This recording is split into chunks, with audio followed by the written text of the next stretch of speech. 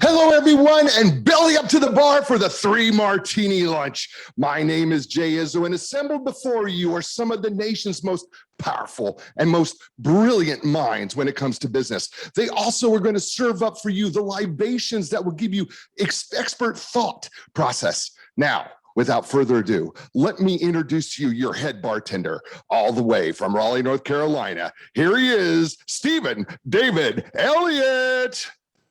Thank you for that wonderful introduction, Jay. I'm smiling and I'm happy for all of those of you that celebrated a Happy New Year.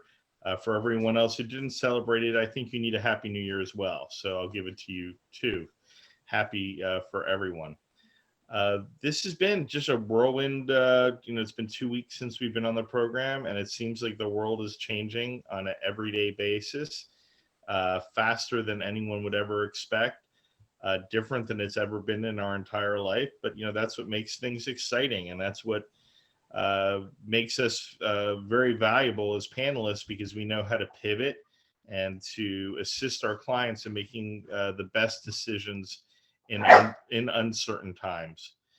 Now, this last 2 weeks ago, I asked Domenic to come up with a question for us, and he did share it with me. It's an excellent question. And I'm going to hand over the reins to him in order to ask this question, and even allow him to moderate with me. He's done this many times before. I don't know how many virtual events he's hosted for Rockstar Connect over the last almost 2 years that we have been in the pandemic. Hey, go ahead, Domenic. Welcome. Hey, thank you, Stephen. I appreciate you having me on today. Before I give you the question, I just want to go around the room because it looks like we're going to have the time here to do this today, but we are using the Success is Contagious format. So what I want to do is talk to the people that are watching us on social media or are following us via our webinar format, and just let them know that we're having a lot of success here as individuals and as a group, and just ask folks to introduce themselves briefly and give us the success that you've had this week, and then we'll get into the question of the week. So Jay, why don't you introduce yourself briefly and tell us something that happened to you this week or through you that was successful. Awesome. Thanks, everybody. My name is Jay Izso. I own a company called Coaching Mavericks. I also am an author of 4 books and national speaker, and amongst other things that I do. But coaching is one of the big things. And I coach really small micro businesses and salespeople and CEOs and founders of smaller companies. And that's who I coach. And I have a unique style in Coaching Mavericks. And we look at the whole person, physically, mentally, emotionally, and spiritually. And we look at all those pieces and how they filter into your business, because there is, in my philosophy, no such thing as a business problem. There are personal problems that infiltrate your business. And so that is basically who I am. In terms of success this week, you know what? I had a great success this week. I have a few coaching clients, and I started doing this week with them. And I don't know why I never thought of it before. I guess it's because I was podcasting, and I read a book a week for my show. And one of the books that came out was called What's Important by an F-16, former F-16 fighter pilot by the name of Rob Schellenberger. And he had really, really convicted me about a personal vision beyond our business vision. And so I started with my clients doing their personal vision. And it was such an amazing, eye-opening experience for them, because they had never thought about doing a personal vision for themselves. And what we have found out in the research, according to Rob, was that less than 2% of the world actually does a personal vision. And this also includes setting up goals and setting them up in the right way. And it was such a really cool thing to watch my clients open up and realize that by setting a personal vision, it started to unleash passion and purpose. And when you start unleashing passion and purpose, especially in your clients, then what happens is they take on a different role. They want to do things differently because they now see their how what they do fits into a bigger picture and into the world. And so I'm really excited about it. I want to jump out of my chair and jump through this microphone and grab everybody and say, you got to do this, but I'm not going to do that to you. But yeah, the personal vision thing is really powerful this week. I appreciate that, Jay. Hey, listen, we've got a handful more people that jumped on the call with us and joined the group. So Jay, I'm going to switch things up a little bit, and I'm going to introduce the question now. And I'm going to ask everybody when I go to you, just briefly with a 15 to 30 second introduction, 15 to 30 seconds on what your success was this week, and then consider this question. And then Jay, I'm going to come back to you to end it. I'm going to ask you the question at the end. But this is the question that I want everybody to consider this week. If all of your families, yours and your family's personal finances were well taken care of, like you didn't have to worry about money ever, and I handed you $1 million, what would you do with it? What would you do with it? So, just explore where our value systems are and, what it is that's important to us, because I believe that money and where you put money says a lot about what's important to you. One of the things, and we talk about it from time to time here, is what various governments are doing, and it said that budgets are a moral or a value statement. So put your money where your values are and tell me what you would do with this if I gave it to you, okay? So I'm gonna start with the person who's to the right of me on the screen here, which is Clint.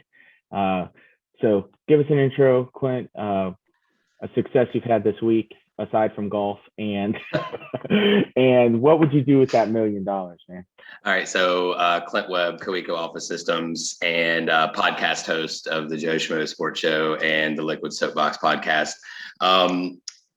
Success for this week is kind of twofold. Number one, the Tee Up for BCAN tournament was absolutely phenomenal as always. 125 golfers, and we're able to raise over $100,000 for bladder cancer, from Stephen Dunn and Graphic Solutions. My personal success this week is actually from networking.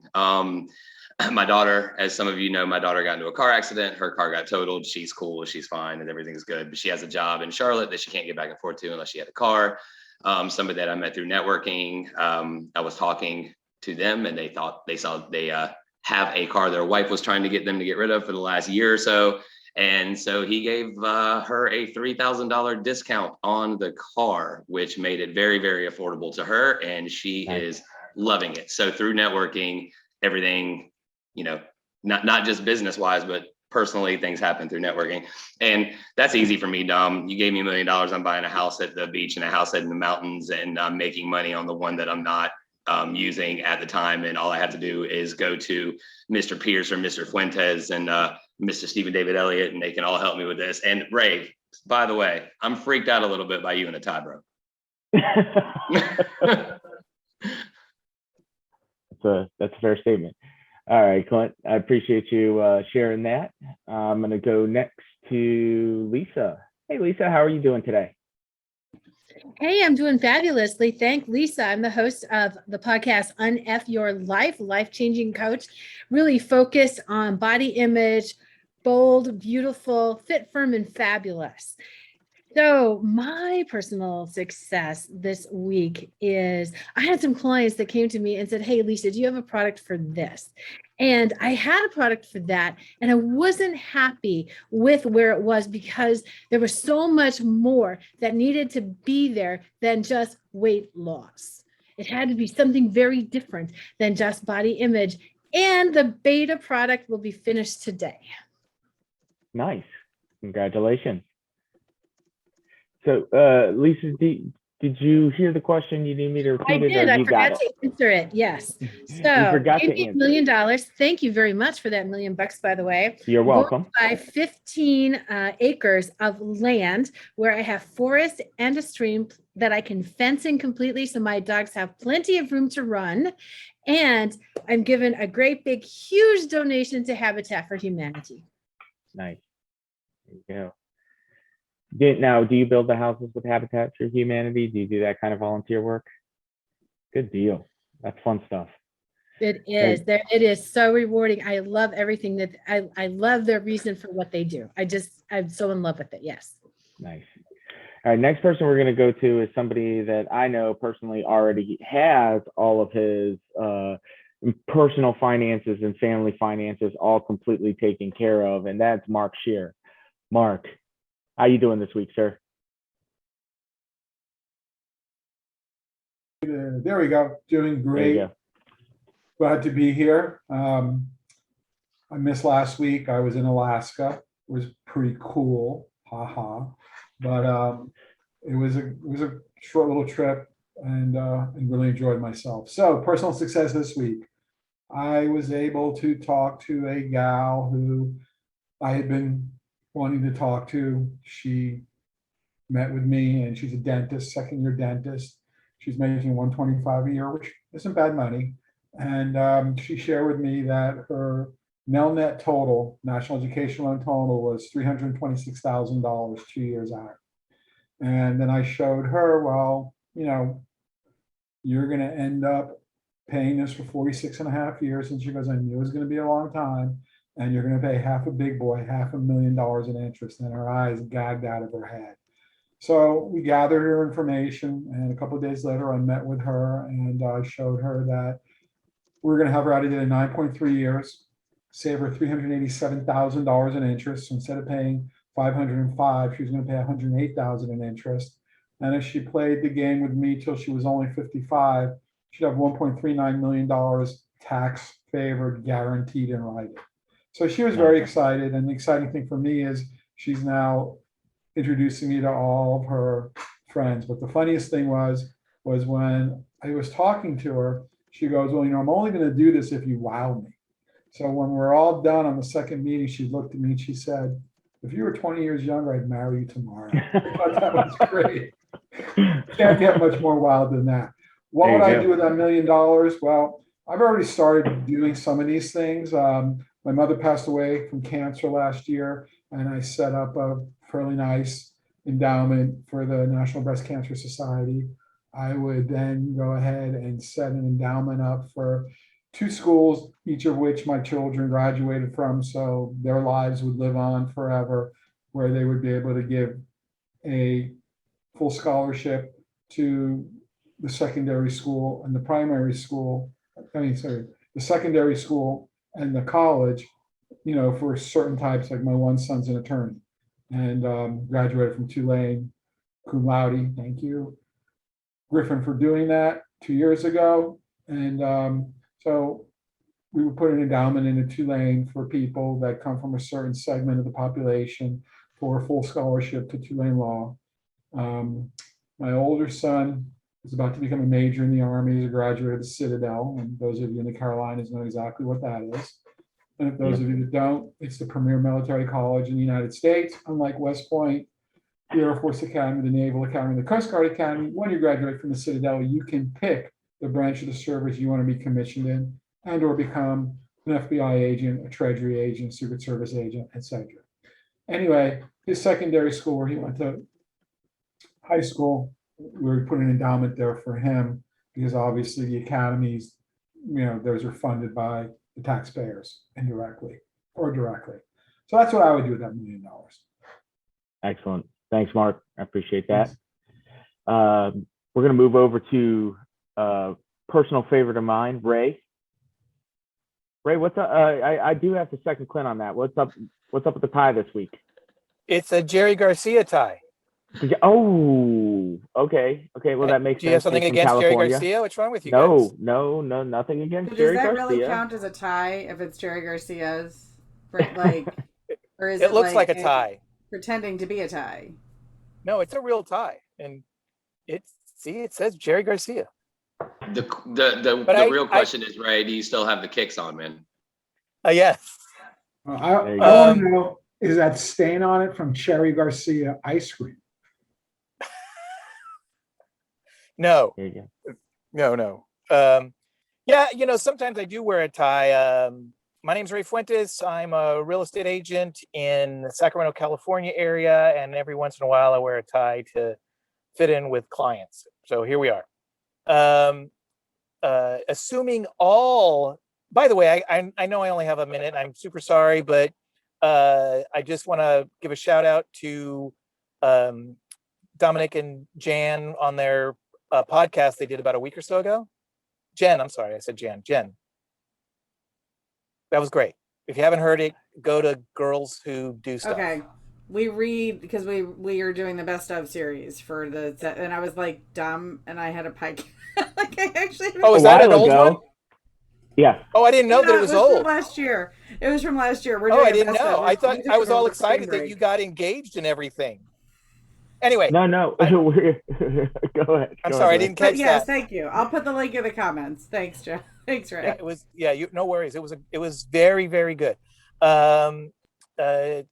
So assuming everything else is taken care of in my life, $1 million. I also, I think I can't help anybody unless I help myself first. I'm not saying to give myself $1 million. I would find, there are different areas in my life that I'd like to improve. So I would maybe get a coach, do some self-improvement there. And then I like serving the community. So I think I would donate a chunk of money to, who has a great program? The bicycle program you guys have.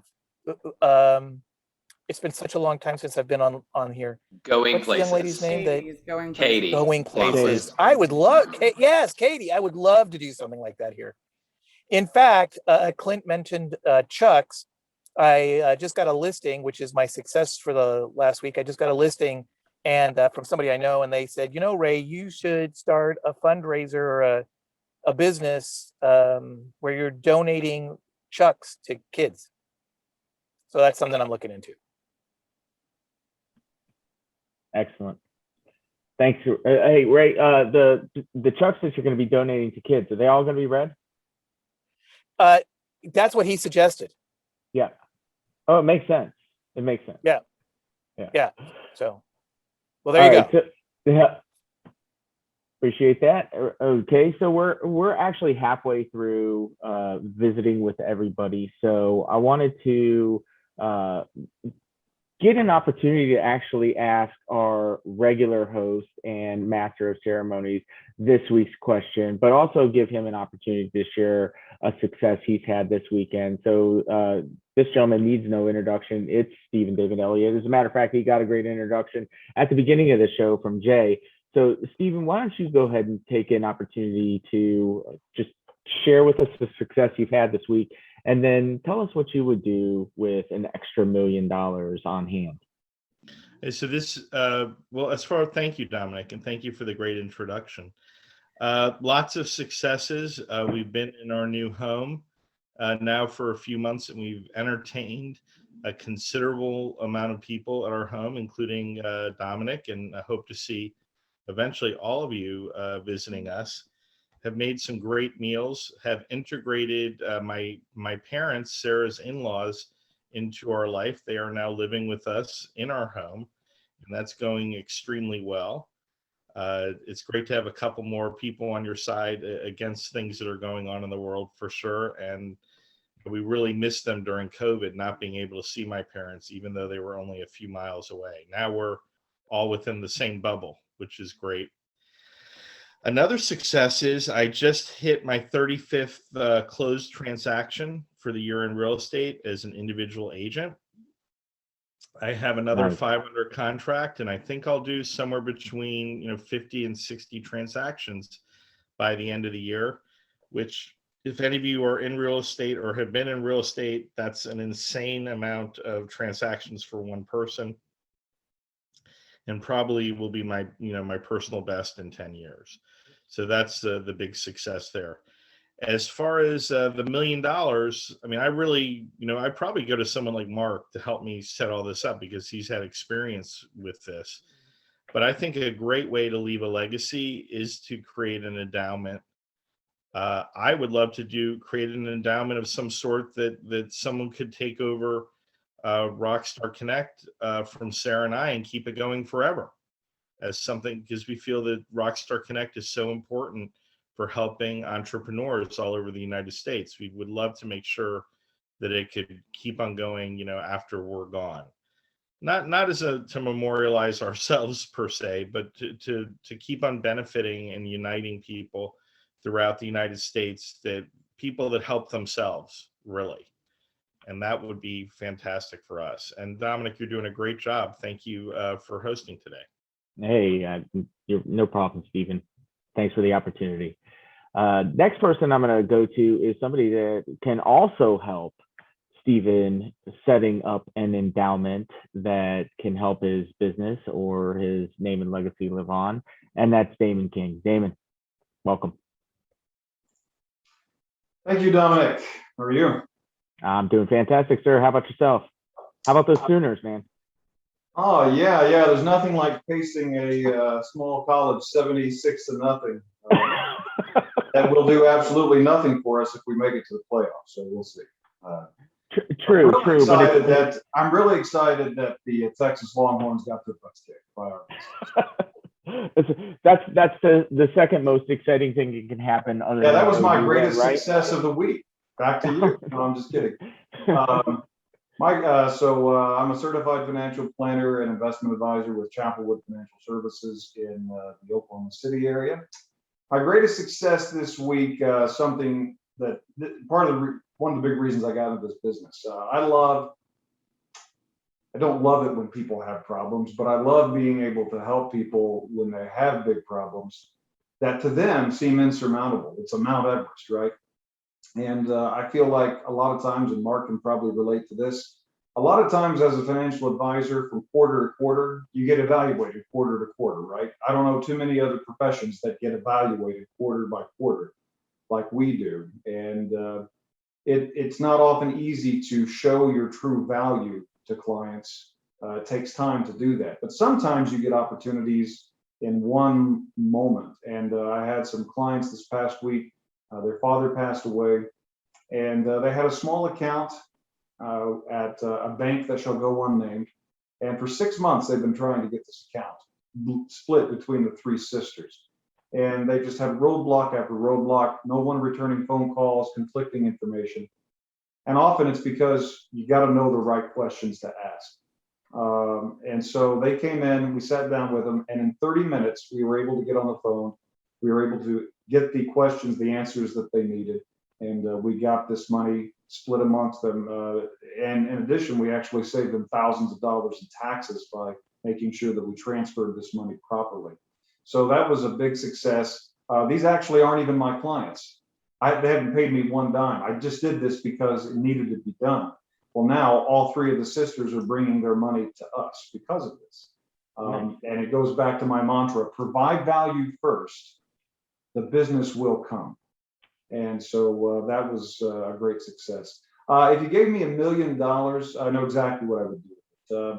I would take $500,000 and I would open up a donor advised fund and invest it. And we would earmark the money from that as grants for individuals who are dealing with fertility issues. My wife and I dealt with that. And if you've never dealt with that, one of the most basic functions of any human being is to copy oneself, right? But when you are unable to do that, you don't feel like a real human. And it's terrifying. It's terrible. It makes you feel awful. And so luckily through the miracle of modern science, we were able to have kids, but it's not cheap. And so we would set up an endowment to help people with IVF or artificial means of having children, because without that, we would not have our two wonderful sons. The other thing would be my wife had many eye issues. My son was born with a degenerative eye disease. And so we would set aside money to fund scholarships for people who are dealing with that as well. I would give some of my money to the church, my church. I would also set aside some money for my two sons. They have small stock portfolios at 10 and 8 years old through their dad's help, but I want them to have an understanding of it. So I would give some of that money to them, gift it, but coach them to manage that money. And then the rest, I'd probably build my dream house. We're in the throes of that right now. It'd be great to have our dream house with zero debt on that. But most of it, we probably want to give to charity, assuming that the rest of our needs are taken care of. Excellent. Well, thank you for sharing that, Damon. I appreciate it. Next person has been mentioned a number of times and chit-chatting in the chat, and has done some incredible podcasting recently and is replaying some of those incredible podcasts. You can go visit and listen to those podcasts at girlswhodostuff.com, I believe is the website. That is the Girls Who Do Stuff podcast, and it's Jenny Midgley. Jenny? Hello. Long time no talk to. How are you? I'm all right, sir. How are you doing? Doing fantastic. Has the plague left your house? So it was just a cold, fortunately, for my As kiddos. far as I'm concerned, nowadays that's the plague. If you Yeah, have, no like, kidding. a sneeze, you're Yeah. staying away from me. Well, and that's understandable. Yeah, the kids are doing better, and fortunately, we are COVID free and have been, and knock on wood, will continue to be. So they're good to go. Truth. Yeah. So I'm Jenny. I'm a content marketing strategist and brand and marketing photographer. I have I'm based here in the Triangle in North Carolina, but I do travel. And I can work with you virtually. So I have clients that are all over the country. And my success for the week, I had an incredible week last week. Not only with like new clients and new experiences and new some people asking me to do things that are totally in my wheelhouse, but not something that I offer. So I was able to create some stuff. And people who hadn't paid their bills paid their bills. So it was like, woot, yay, thank you for allowing me to cash your checks.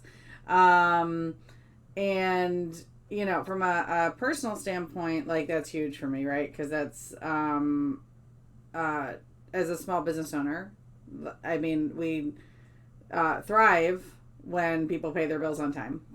And it's hard when people don't. So, that gave me some room to breathe. So that was exciting. And I have some other really exciting opportunities coming up in the next few months. So I'm not going to share those here right now, but you'll see if you follow me on social. And so like, I'm getting the $1 million, assuming that everything else is like, I'm already everything is established. I have zero debt. Everything is good. Please, Clint, you missed your opportunity because you would have already had your beach and your lake house and your mountain house because everything would have already been taken care of. So I'm assuming that those things are in place. That's correct. You own your beach house. I have my beach house and I have my mountain house and I have my boat. So I'm already far ahead of Clint because, not that we compete at all on anything. But so what I would do is actually set up I would use it to create the opportunity for other small business owners to not have to be in the space where they have to worry about what is happening paycheck to paycheck. So a lot of small business owners and a lot of entrepreneurs will be doing one thing while they're building something else. And so to avoid that, right? Like you want to be able to have something. So whether it would be creating some kind of center for business excellence where people can come and just get free stuff. Like you can come and apply for micro grants. You can apply for micro loans, like whatever it is you might need, we will probably be able to connect you and to connect you with the resources and the people that you need, right? Like in my community, I'm very much a connector. So I write, 2 to 3 introductory emails a day, just from interactions that I have with people. So, there would be the opportunity, I think, for some kind of resource center, but that's what I would do. And I would make sure that kids weren't hungry in schools. Like somehow figure out a way to make sure that kids aren't hungry and that teachers have what they need to teach and not have to worry about that. But that's another million. I need that. So you need 2 million. So I mean minimum. Yeah. So I'm the really first looking at like setting my sights on where am I going to get So 10 I million think so you that go I to can like, make Vegas. that grow. You go to Vegas and you take the first million and put it all in red. Right. I take my father-in-law to Vegas because that man, he's got some kind of golden Midas touch. So Got some sort of system. Okay. Dominic, I really like her idea of using that money for businesses to maybe get interest-free loans, like $500 to $1,000 interest-free loans, because for some people, that's all the money that they need to start a business of their own. Right. Well, Like I mean, if somebody were to say to you, like, what are the 3 most important things you need to start a business? A website, right? You need some way for people to contact you and some like kind of lead magnet, right? So an email and quality photos. So if I could give you $3,000 and get you that service from someone that we've already partnered with, like you're golden, right? Like you're already taking your foot, you already put your foot in the door on that way. And then providing you with other free resources that can help you grow, learn how to do the business side of the stuff that you love. And if they're successful, they can make a contribution into the fund. Exactly. Mm-hmm. Yeah. Right. And Stephen, I think I would take it another level and combine that with something else Jenny talked about. One of the hardest things for solopreneurs, small business owners to do is to live between the period of service provided and invoice paid, right? So maybe it's not just providing resources to get a small business up and off the ground. It is providing those little bits of credit or these little bridge like I guess loans or exactly, advance on invoice, so that business owners can continue to do their work, right, while they're while they're waiting to get paid, and not feel like, am I going to be able to pay my bills? Am I going to be able to maintain my rent? Am I going to be able to keep my website up? Whatever it is, because those payments are so critical, and oftentimes you're working with other small businesses that are working to make sure that they can pay you as well. Everybody's in the same boat, right? Everybody's in the same boat. So when you're looking at it from the perspective of like, when you have those freak months where things that are completely outside of your control happen, and you have to dip into your business savings to cover your overhead for the next couple of months, and it takes that cycle, because we all especially if you're a customer-based service provider, like how do you get that quick cash infusion to make up for all that stuff? So it's there's a whole host of things that I would come up with to and I'd bring in all the other leaders in the community. Maybe it's something we can investigate, see maybe something we can put in place sooner than later before we get the $1 million, if everyone in Rockstar Connect world makes a contribution of some sort to something like that. Interesting thought. This is how great ideas are born, right here in this brainstorming space. You're welcome. Excellent idea. So next person I'm going to go to is far and away the youngest member of our panel. So this, I'm interested to hear his answer to the question, because it's coming from a really fresh place of somebody who hasn't gone through the process like a lot of us of raising families and potentially starting multiple businesses or being in a career for an extended amount of time. So Devin, a couple of things. One, please introduce yourself, give us the success that you've had this week, but answer the question. If everything was taken care of, if you didn't have to worry about money for the rest of your life, what would you do with $1 million right now?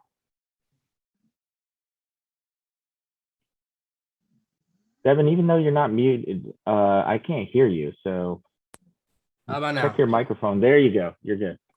I was saying I appreciate the intro. Thank you, Dominic. And my name is Devin Norton. I'm a digital marketer, but what separates me is that I I do all forms of advertising. I don't just specialize in only Google ads or only Facebook ads or only SEO. And so what that means is if you have an ideal customer you want to find, I first figure out where they're hanging out because different customers hang out in different places. Then I help you craft the perfect attractive offer and put it right in front of them wherever they go. So that's what I do for business owners. My success from this week is I got to spend time with my mentor for the first time. I actually learned all my digital marketing online. I never actually got to meet him in person. I got to meet him in person twice at his events, but never like got to spend much one-on-one time with him. It was always around hundreds of people. So this last week I got to hang out at his house and I just learned so much that it allowed me to make huge changes in my business in just a short amount of time in the last 24 hours that are going to propel me forward. So I'm really excited about that. And it's funny because I actually spent a majority of this week thinking about this question because my first goal is to get my finances in place. My whole thought process is like an oxygen mask on an airplane. You can't put on someone else's before you put yours on. And so I'm trying to take care of that, my own finances. And after I get past that point, what I think about a lot is that I wasn't really taught how to use my mind growing up. Like I learned how to memorize stuff in school, but I never really learned how to like think big. And you hear from time to time, even like Disney movies and stuff like that, they're like, oh, you can be whatever you want to be, but they don't really tell you that that's a literal statement. Like you become whatever your thoughts always are.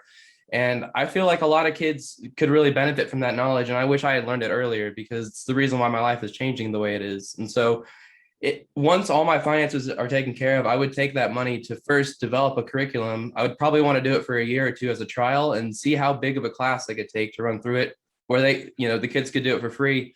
But I want to help not only children and parents who are too busy, paying the bills and working, paying the bills that they can't really give their kids that extra education. But I'm hoping a whole generation comes out of this of big thinkers and it really changes the world because I feel like that one thought of, really whatever you think is reality. I think that's it's not hammered on enough. Yeah.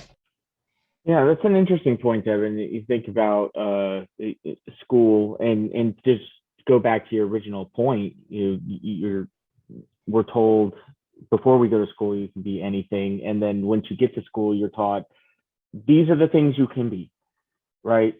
You need to get an education so you can get a job.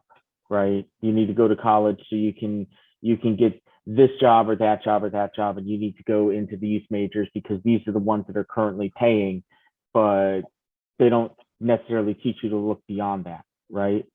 You learn critical thinking skills, maybe not so much in high school, but more in college, but it doesn't get you to the vision casting and the forecasting and understand that you get to be the master of your own reality should you choose to do that, right?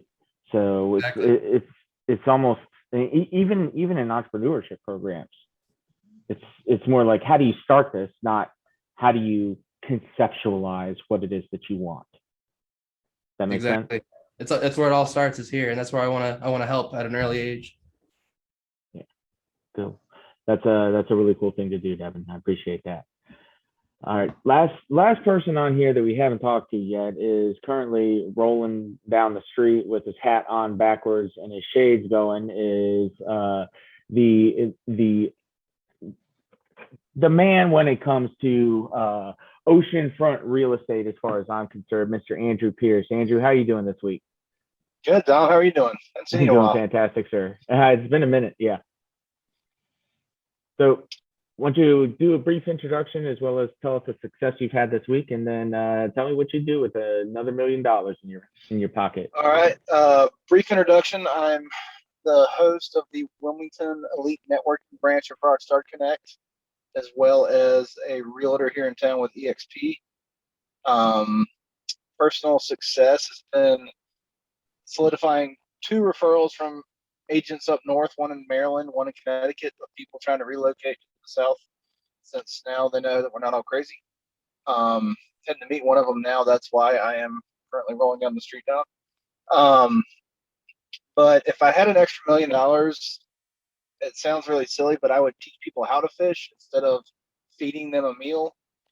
And by that, I mean teach them where food comes from an early age and how to prepare and manipulate ingredients so that the things you and I made a past career off of, Dom, as far as being chefs, anybody can literally do it, because none of the techniques that you and I know are really earth-shattering or groundbreaking or hard. It's just a skill that we've learned. But I feel like so much of everybody's annual income goes to buying food and buying prepared food, that if they knew how to do it themselves, they could put that capital elsewhere in different parts of their lives. So figure out a way to that and teach that on a wide spectrum across the southeast North Carolina area. Yeah, it's good, and I like the idea of developing bringing it up from the ground, right? So knowing what's in it, growing it, or producing it. And not all of us live in an environment where maybe we can keep animals, but understanding that there is a food supply chain that includes your farmers and getting to know them and where your food comes from, and then being able to cook it from scratch. I think a lot of the health conditions that are underlying some of the comorbidities that we're seeing in the COVID pandemic come from the fact that like you said, most people in this country rely quite a bit on prepared foods that create some of those health conditions that then make them more susceptible to the infectious diseases that we are having issues with. So, if people could prepare their food, and if they knew where the food came from, and were taught that from an early age, like our great grandparents used to do before this era of everything coming from a box, I think that would go a long way, not only to the development of ourselves and our children, as far as being able to produce the products, but it would go a long way to solving a lot of the health problems and the costs associated with those health problems. So just putting better things into our body. Our food is our medicine first and foremost. During the pandemic, when I noticed that people said the grocery stores are out of food. No, they're out of the easy to heat up RTE type foods where you just throw in the microwave and 5 minutes later it's done. Yeah. Not out of the raw things that are not hard to make. It just takes a little more time. Well, right, exactly. Walking down just at Walmart the other day, what was missing was all the frozen French fries. Most of those were gone, but was fully stocked were eggs, right? I mean, eggs are very easy to make. They're a great source of protein, and they're way better for you than pre-prepped frozen French fries, but the fries were gone. Frozen French fries taste delicious, and they don't take much time in the air fryer. That's all I'm going to say about that. Well, yes, but the eggs also take work. I bought 30 eggs for $2 the other day. I mean, you do have to look at the wealthy today. They had an article in Wall Street Journal about appliances are now all being hidden inside of the kitchen. But one of the big trends is freezer space is shrinking inside the house, because to be able to eat fresh food is a type of prestige. To say I can always have food accessible. And there are parts of the country where it is very difficult to get fresh food, and it's easy to speak to someone who doesn't have a lot of money and say, well, you don't eat properly. But if you were to put together a lot of the processed foods versus fresh foods, the fresh foods can be very expensive.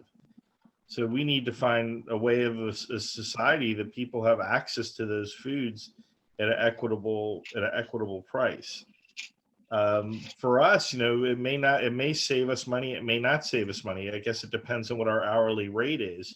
But for me, cooking a meal is spending time with my family and also having control over the healthfulness of that food. And it shows a contribution to my family. So I'm not just the guy in the chair making money.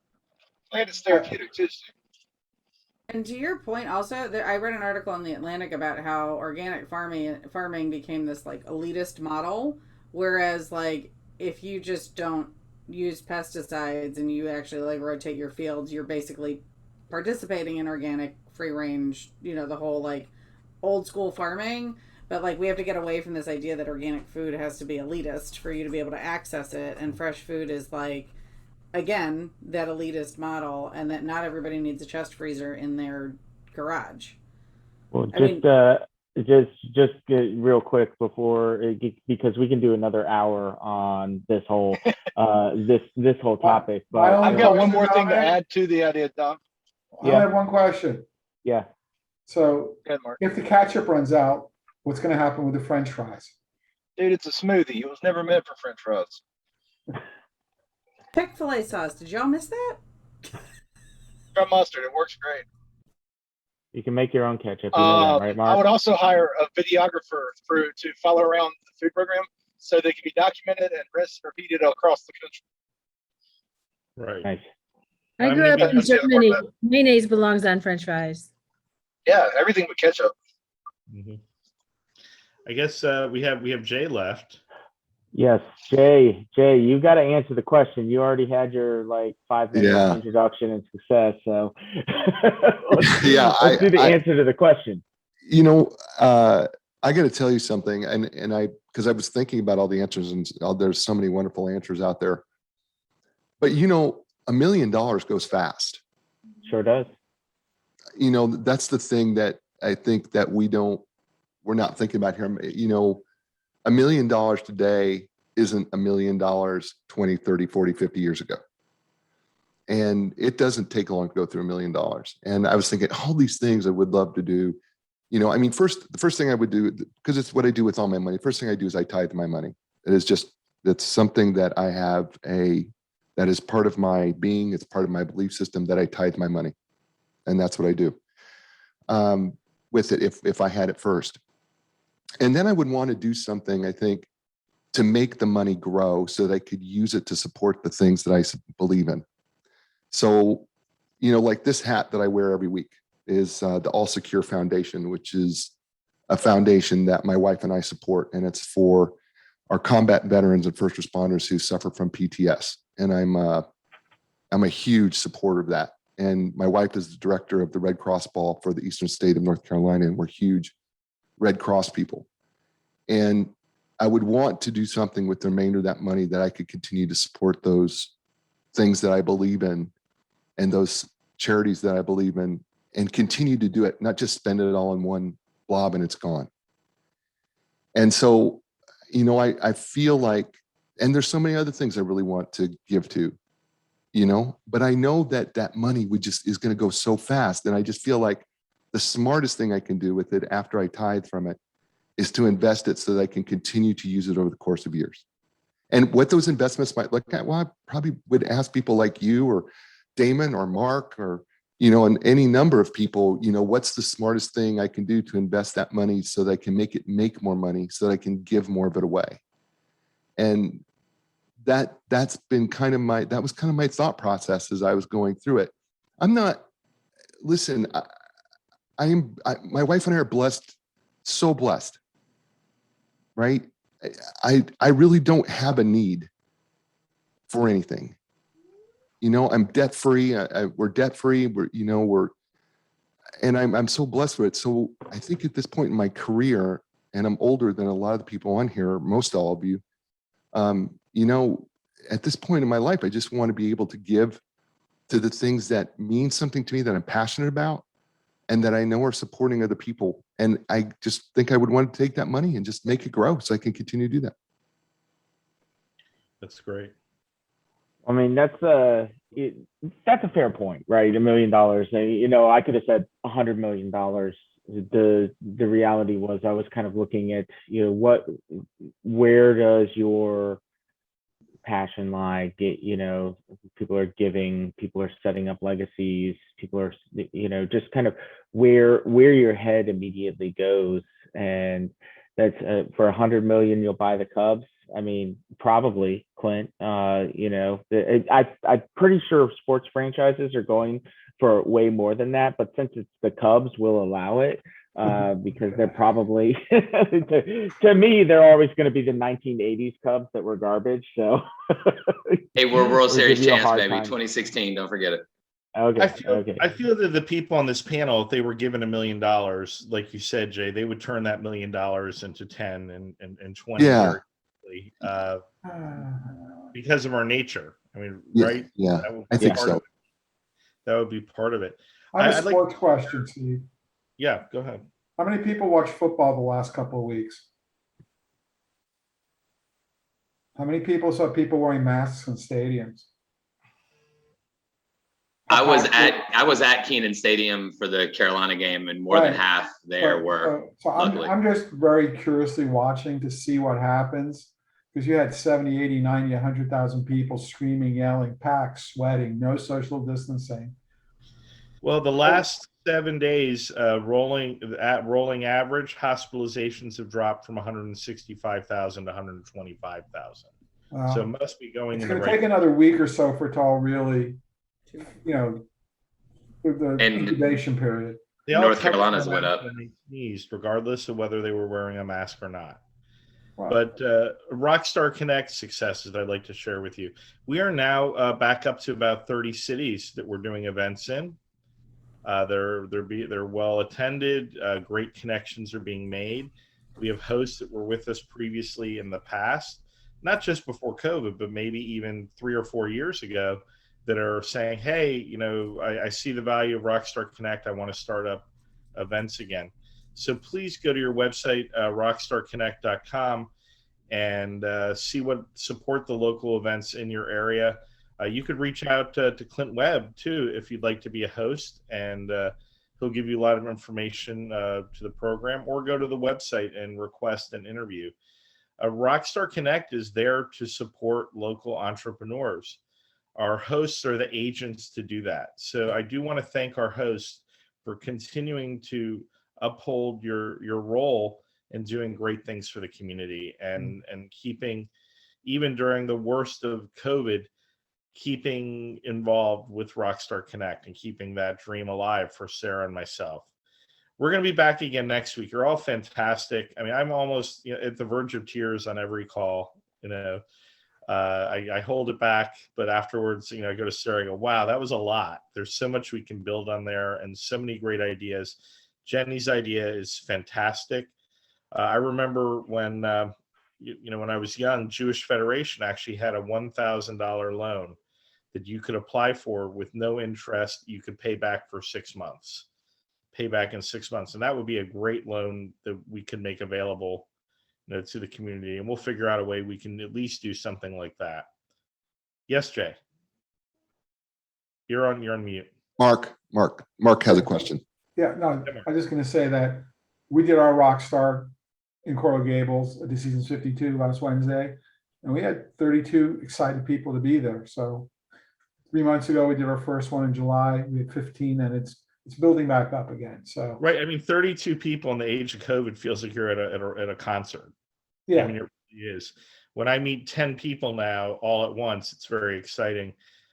We've been having a lot of people over to our home to discuss, community and business, and also just to have a good drink and some good food.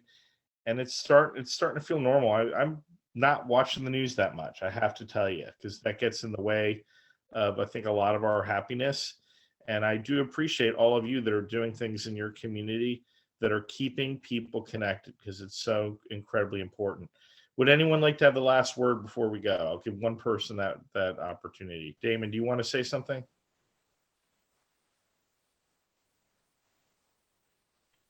Sure, I'm never shy.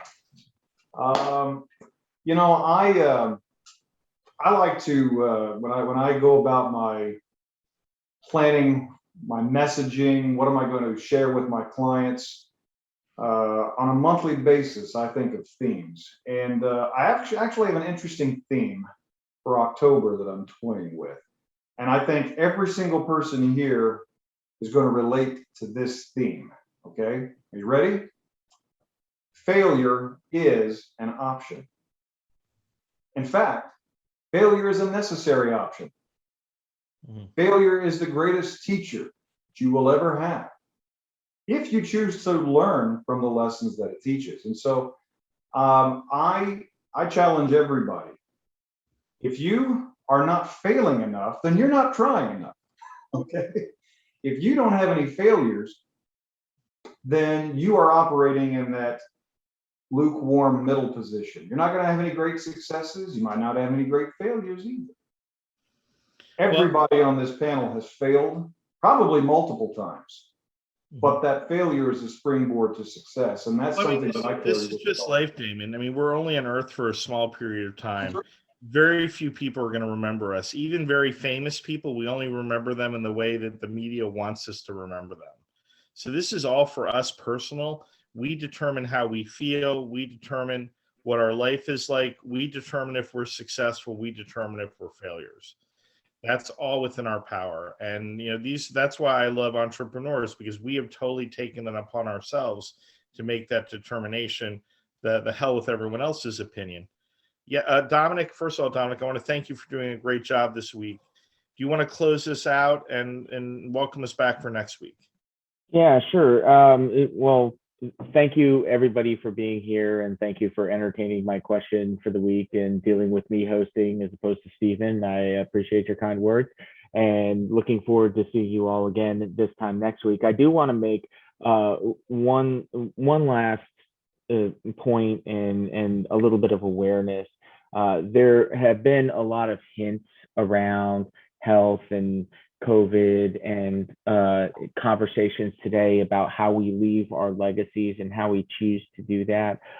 Most people aren't fortunate enough to be in the hypothetical situation where we're talking about where our families are completely well taken care of. And this is September, and in my industry, and I'm sure Mark is completely aware of this as well, September is Life Insurance Awareness Month.